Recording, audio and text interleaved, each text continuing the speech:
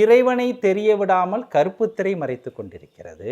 நம்முடைய உயிரையே நம்மால் தெரிந்து கொள்ள முடியாமல் எது தடுத்துக்கிட்டு இருக்குதுன்னா நீல பெருந்திரை தடுத்து கொண்டிருக்கிறது. இந்த நிறங்களை நீங்கள் முக்கியத்துவம் எடுத்துக்காதீங்க.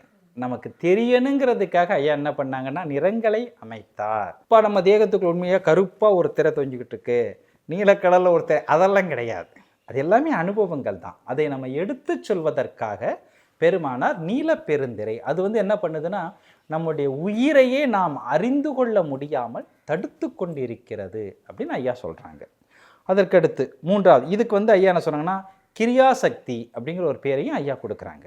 பச்சை திரையாள் பரவெளி அதனை அச்சுர மறைக்கும் அருட்பெருஞ்சோதி அப்படி மூன்றாவது திரையாக அகவலில் பெருமானார் பச்சை திரையை கொடுக்கிறார்.